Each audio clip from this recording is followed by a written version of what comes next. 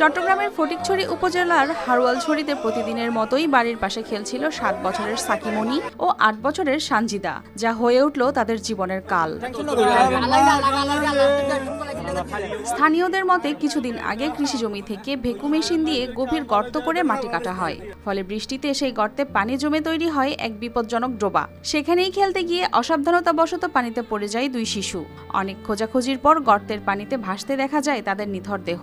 দ্রুত উদ্ধার করে হাসপাতালে নেওয়া হলে চিকিৎসক মৃত ঘোষণা করেন দুজনকেই।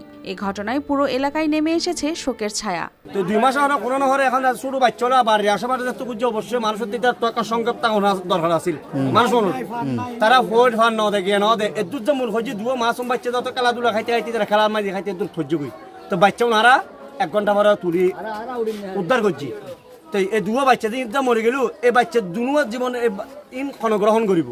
আজ এই 2 বাচ্চা যে মা বাবার আজি তারা আহাজারি খাঁদত যে আজ যারা খুঁজছি জাগার মালিক তারারে যে কোনো আইতারা একটা ব্যবস্থা করার দরকার আছে। এলাকাবাসীর অভিযোগ, নিয়মের বাইরে গিয়ে কৃষি জমি থেকে মাটি কাটার কারণেই ঘটেছে এমন দুর্ঘটনা। গর্তগুলো ভরাট না করায় প্রতিনিয়ত তৈরি হচ্ছে ঝুঁকি। তারা সব সাথে আছে মানে খেলা খেলে দে তোমার ডুম দিয়ে মানে ডুম দিয়ে রান্না ওটা মানে গেতুন মূলত ফকুন না ফকুন নয় বা মনে করেন মেডি কাটি বিরিকুল মাঝে মেডি বেশিলি দে মানে মেডি বেশিলি এখন নিরাপত্তা না অনেক কিছু মনে করেন একটা উগ্র মুরব্বিও কি মন্দ একটা মর্মান্তিক দুর্ঘটনা ঘটেছে। আমরা সাথে সাথে এখানে আসি, দেখি এখানে দেখতে পাচ্ছেন এই গণবসতি। এই গণবসতির মধ্যে এই যে একটা কৃষি জমির মধ্যে আসলে 20 ফুট গভীর করে যে মাটি বিক্রি করা, এটা যারা এসব কাজ ক্রেতা বিক্রেতা দুজনকেই আমি চাই আইনের আওতায় নিয়ে আসুক এবং আমরা সবাই রুখে দাঁড়াবো।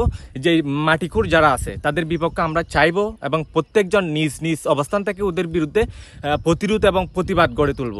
অবাধে মাটি কাটার ফলে এই মর্মান্তিক দুর্ঘটনা।